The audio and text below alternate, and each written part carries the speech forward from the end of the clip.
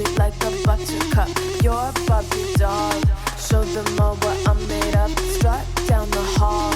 Won't stop till I get enough. Hey everyone, and welcome back for another deep dive. Today, we're going to be looking at something pretty interesting. It's kind of where fashion and politics and the internet all kind of collide. Yeah. So we've got this article here from the Bay Area News Group, written by Martha Ross. And it's all about what Lauren Sánchez, Jeff Bezos' partner, what she wore to Donald Trump's second inauguration back on January 20th. And you might be thinking, okay, it's just an outfit, really. But trust me on this one. This sparked a whole lot of conversation. And it really tells us a lot about, I think, the world that we're living in these days. Yeah, what's so fascinating about this is that these inaugurations are usually pretty formal events. Everyone who's anyone is there. We're talking, Elon Musk, Sundar Pichai, all eyes are on them. And, the fashion choices are definitely under a microscope. But in this case, the outfit in question really sparked a lot of debate. So paint us a picture here. What exactly did Lauren Sánchez wear to this thing? Well, she wore a white pantsuit. Sounds pretty standard, for an event like this, right? But the jacket was open. And underneath, she had on this kind of lacy underwire top. Some people were calling it a peekaboo bra or even a bustier. Okay. Yeah, I'm starting to see where this is going. Yeah. That's definitely a much bolder choice than, say, Melania Trump's look, which was much more kind of classically elegant, with like a dark navy coat and a wide-brimmed hat. So how did people react to this? Well, the internet did what the internet does. It exploded. There was a lot of back and forth, particularly from a lot of Trump supporters. Some felt that her choice of attire was way too revealing for an inauguration, some even calling it obscene. The article quotes some pretty strong opinions like, put them away for one day, and tacky, money can't buy class or taste. Gotcha, yeah. It sounds like people were not holding back. But this kind of cleavage-forward look, wasn't that something she's kind of worn before? Yeah, you're absolutely right. The article points out that this isn't totally out of character for Sánchez. She's worn similar outfits to other high-profile events, like the Met Gala, and even a White House state dinner hosted by President Biden. So it's not like this was, a deliberate attempt to shock or offend or anything like that. So if it's her usual style, then why do you think people were so fired up about it this time? Well, remember, this wasn't just any event. This was Trump's inauguration. A very politically charged moment for a lot of people. Emotions were already running high, and I think that context is key here. Yeah, it's like the outfit itself became kind of a symbol for something bigger, right? Yeah. A focal point for all those underlying tensions. Exactly. And it's interesting because the criticism wasn't just about the outfit itself. Some people were even questioning why Sánchez was even at the inauguration in the first place. Yeah, there was that one comment in the article, something like, what is Bezos' girlfriend Lauren Sánchez doing there when true patriots couldn't get a seat? Yeah. Right. It wasn't enough to critique the outfit. It became about her presence itself. Like she was somehow taking up space that belonged to someone else. Yeah, it sounds like a lot of assumptions were being made about her, just based on who she's with and what she was wearing. Absolutely. And I think it speaks to that idea of, who is seen as belonging in certain circles. And you're right, those perceptions can be heavily influenced by things like wealth, social status, and even who you're dating. In this case, Sánchez, being Jeff Bezos' partner, is automatically linked to that world of immense wealth and power. Which, as we all know, can be a lightning rod for resentment, especially in today's political climate. It's almost like her being there, dressed the way she was, became this visual representation of the very things that some people feel are dividing the country. It's a really interesting dynamic. And what's more, even with all the online buzz about her outfit, the article mentions that Jeff Bezos didn't seem to mind at all. So this brings up another question. If her partner is okay with it, does anyone else's opinion even matter? That's definitely one way to look at it. But I think it also raises the question of social decorum. Just because something is acceptable within a personal relationship, does that automatically make it appropriate for every public setting? That's a good point. It's like there's this unspoken rule book for how to dress for certain occasions. But who wrote the rules? And are they even the same for everyone? Right. And to complicate things even further, the article brings in the perspective of a royal watcher who criticized Sánchez's choice for such a formal event, saying it wasn't acceptable to have her white lace bra out on display. So it seems like even within those who believe in a certain level of decorum, there's still a lot of room for interpretation and debate. Absolutely. And the internet is the perfect breeding ground for those debates to play out, often in very public, and let's be honest, sometimes pretty harsh ways.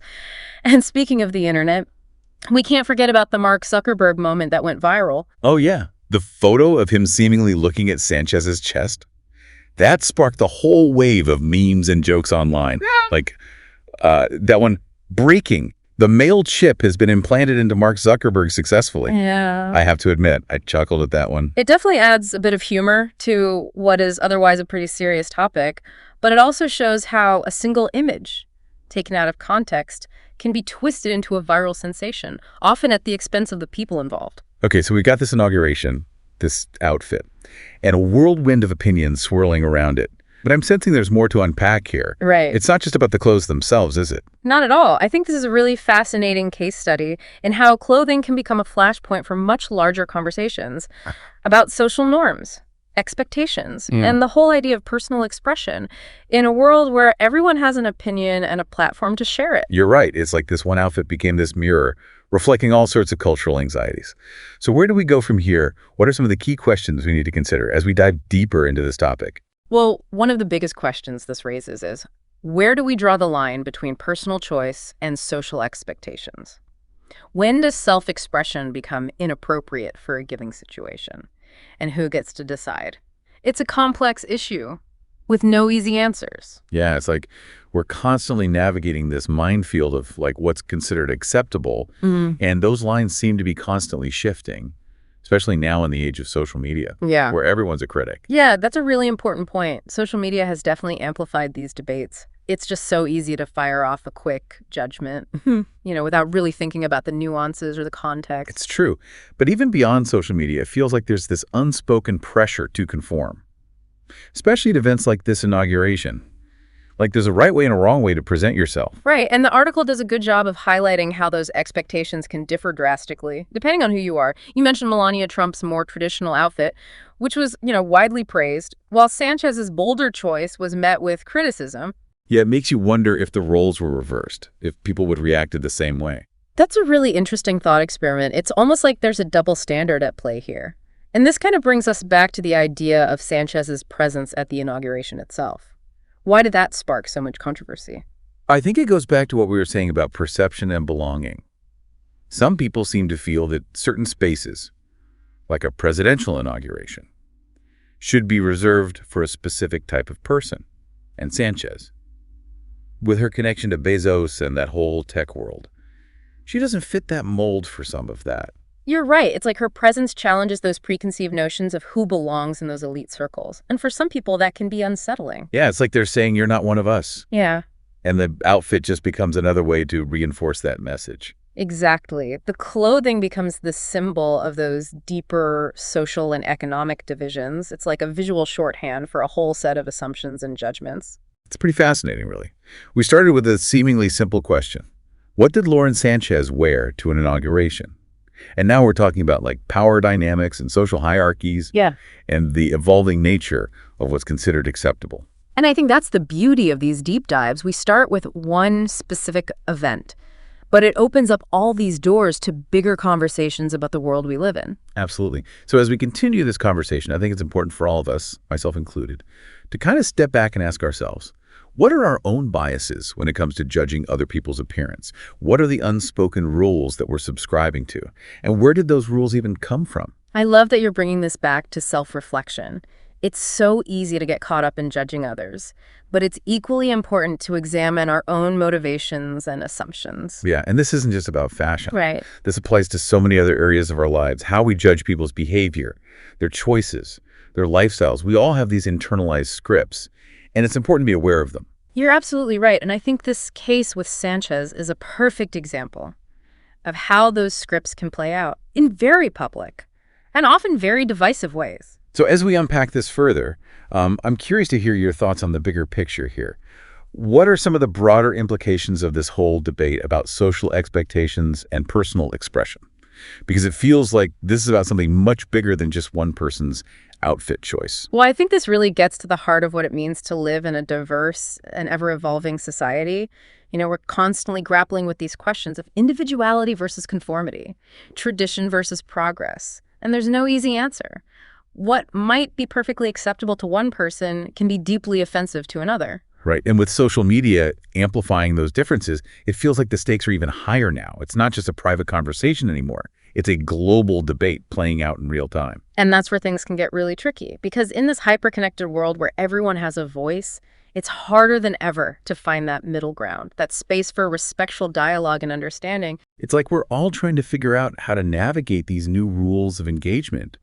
How do we express ourselves authentically while also being mindful of others? How do we engage in these conversations without resorting to judgment and condemnation? Those are the million-dollar questions, aren't they? And unfortunately, I don't have all the answers, but I do think that acknowledging the complexity of the issue is a good first step. Absolutely. So with all of that in mind, let's bring this back to the specific case of Lauren Sánchez and her controversial inauguration outfit. What are some of the key takeaways you want our listeners to walk away with? Well, I think the most important thing is to recognize that this wasn't just a fashion faux pas. This was a cultural moment. That exposed some deep-seated anxieties about class, power, and the very definition of what's considered appropriate in today's society. And it's a reminder that we're all quick to judge, especially when it comes to appearance. But often there's a lot more going on beneath the surface than we realize. Exactly. So the next time you find yourself scrolling through social media and you see something that triggers a reaction, maybe it's someone's outfit, a political statement, or anything else that sparks that knee-jerk judgment, I encourage you to pause for a moment. Take a breath and ask yourself, what's really going on here? Think about the context, the different perspectives involved, and your own personal biases, because it's only through that deeper level of awareness and understanding that we can move beyond the surface and engage in more meaningful and productive conversations. It's amazing how much we've uncovered here just by examining this one event and all the reactions that it sparked. We went from talking about a specific outfit to like exploring these much larger themes of social dynamics, perception, and how we navigate this ever-changing world. Yeah, and I think that's what makes this whole topic so fascinating. It's like a microcosm of the challenges we face as a society, trying to balance individual expression with social norms, grappling with issues of class and privilege, and figuring out how to even engage in these complex conversations in a way that's both honest and respectful. Yeah, it's like this one seemingly simple incident has opened up this Pandora's box of questions. And I have to admit, it's definitely made me think a lot about my own assumptions and judgments. Yeah, it is so easy to get caught up in those like quick judgments, those snap reactions. But when we actually take the time to dig a little deeper, to consider all the different perspectives that are at play, it can really challenge our thinking. You're absolutely right. And that's what I love about these deep dives. It's not just about absorbing information. It's about engaging in that critical thinking process, questioning our own assumptions, and ultimately expanding our understanding of the world around us. And hopefully that deeper understanding can lead to more empathy, more compassion, and, more productive conversations, even when we disagree. I think that's a great point to end on. It's a reminder that we're all in this together, trying to navigate these complex issues. And while we might not always get it right, the important thing is to just keep learning, keep questioning, and keep striving for that deeper understanding. Beautifully said. And remember, the conversation doesn't have to end here. We'd love for you to continue thinking about these questions. Exactly. So tell us, what are your thoughts on all of this? Does attire always need to reflect the perceived formality of an event? Or should personal expression take precedence? What are some of the other unspoken rules that we all live by? And how do those rules impact our interactions with each other? Keep those questions swirling around. And until next time, happy deep diving. Sound the alarm. I'm coming up. We'll have a ball. I'm sweet like a buttercup. You're a Barbie doll. Show them all what I'm made of. Strut down the hall.